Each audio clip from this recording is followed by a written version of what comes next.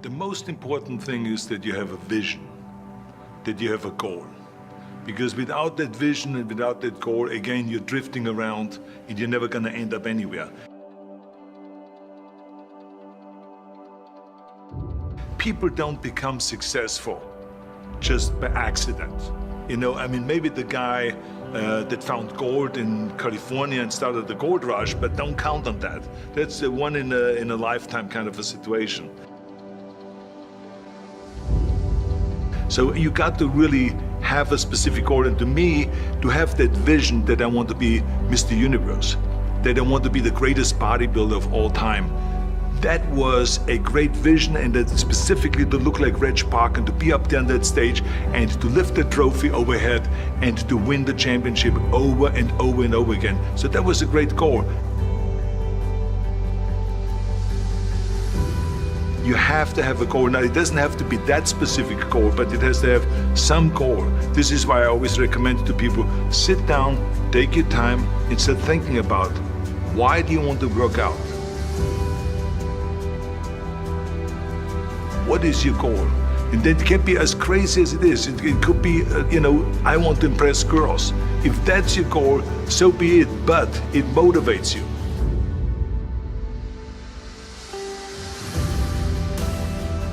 It could be that you're emulating a certain, bodybuilder or a certain football player, a certain boxer, whatever it is. Have those pictures put all over the wall like I did when I was a kid. I put pictures of Reg Park and of Sonny Liston, of boxers and of Ali and of powerlifters and weightlifters all over my bedroom, wall. So that every day when I go to sleep, every day when I wake up, I look at those pictures and they motivate me. You need that motivation, and then therefore you have this kind of imprint in front of you all the time, and you know exactly what you're chasing. This is why I always smiled when I was in the gym. People always came up to me and says, why are you smiling? You're working out 5 hours a day. You're doing the same as the other guys, but the other guys have a sour face. They're pissed off that they have to do another rep or another set or something. I looked forward to another 1,000 reps of sit-ups. I looked forward to another 500 pounds of leg press or squat. I looked forward to doing more and more curls until my arms fall off. Why? Because I knew that every rep that I did and every set that I did and more weights that I lifted, I get one step closer to turning that vision into reality. So I was turned on by that. I was excited. I couldn't wait to get to the gym.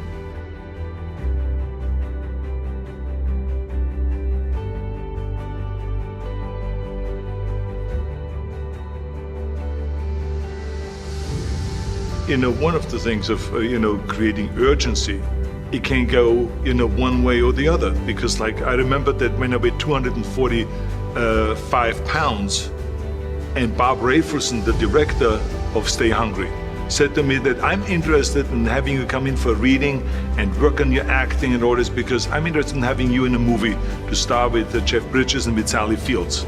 I was delighted about that, and I was excited, and I started pumping up more and more. And then he said, but I don't want you to weigh more than 210 pounds. So I said, well, it's funny you come to me, you want me to be in the movie, but I'm weighing 245, 246. I say, I just won the Olympia, I say, which was 1974, and I was really at my biggest. And but he demanded that, and he says, look, it's very simple. On the day we start shooting, he says, I'm gonna put you on a scale. And if you don't make the 210, you're out.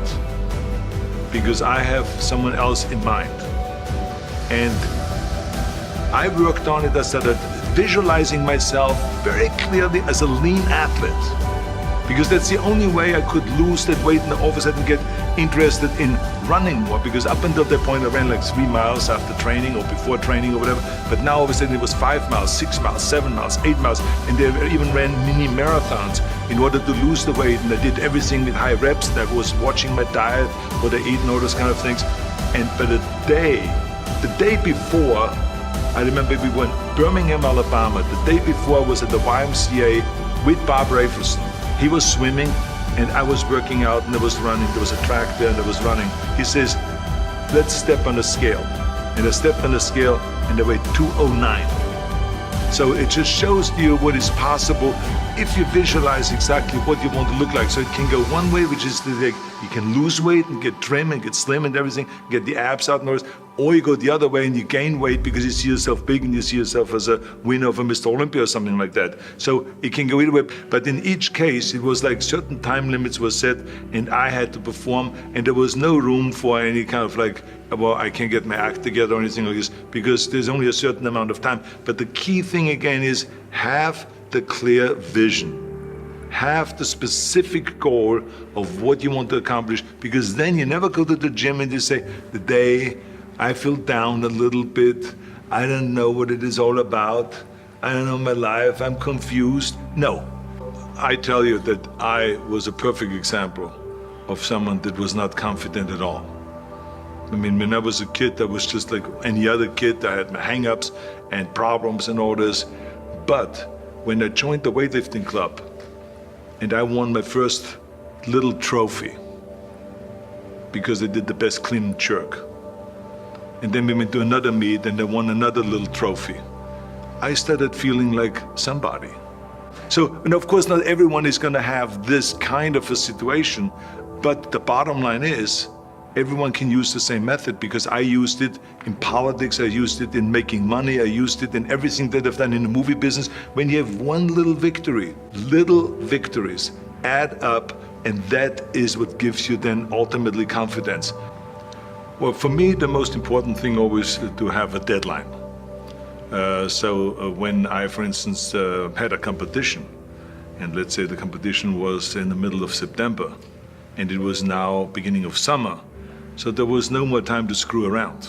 So there was the time now to get going on a diet, to get going with the training, to not slack off at all, because there was a deadline there. The day of the competition, I had to be in the best shape possible.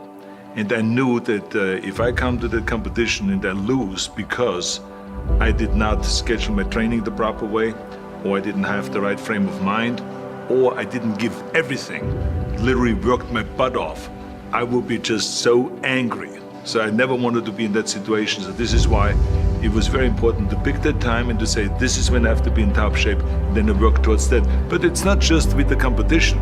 I mean, it's the same in the movie business. I mean, to me, it was always a big advantage when I said, okay, my movie starts on April 1, and I have now 3 months, so I have to get really in great shape. So you pick those times. It could also be that you have no movie and you have no Mr. Olympia or no Mr. America, no Mr. Universe coming up or any of those things. But you say to yourself, the summer starts in June. I'm gonna go to the beach in June, and at that time, I want to be in great shape. So that creates an urgency that makes you really start training hard and taking it seriously. Because if you don't have a specific plan, then you wander around. I mean, you can have, as I've told you many times, the best ship or the best plane in the world, but if you don't have a specific goal where you want to go and when you want to get there, you just drift around and you never get anywhere. So this is why it is important to create that urgency and have a specific time when you want to be in shape. Well, I mean, look, everyone has a problem with time, but the day has 24 hours and we sleep 6. Now, I know there's some out there that say, whoa, I need 8. But I say just sleep a little faster. Because the bottom line is we have 6 hours of sleep, 24 hours are available, so you have 18 hours now available to do your work, your family, your hobbies, and also to learn something new or to do something new, which could easily be that you want to learn a new language, or that you want to read as a New Year's resolution, I have to read a book every week, or you say, I'm gonna go and reshape my body. So you're gonna go and take this hour out of your schedule and say, I'm gonna train an hour every day. So this is, for most people, a huge challenge, but it is totally doable, I can tell them, because the kind of things that I did when I came to this country, I mean, I went to school, I was working in construction, I was working out my 5 hours a day, I was taking acting classes from 8 o'clock at night to 12 midnight, I was doing all of those things. I wanted to make sure that out of the 24 hours of the day, that I don't waste one single hour. Those hours were too precious. And so there I just want to tell people, don't give me this thing, I have a difficult time with the time and I don't have time for this and I don't have that. You have time, you make the time. don't be afraid to fail. Because if you're afraid to fail, then you're always holding yourself back because you're afraid that if you go all out, you may fail. Well, in weightlifting, we learned that very quickly. The only way you could break a record is if you're willing to fail. That's when you put on more weight, you try it, sometimes you maybe you would not be able to lift it, which has happened to me many times, but eventually, when you train hard enough, you will lift it. So don't be afraid to fail. I mean, how far can you fall?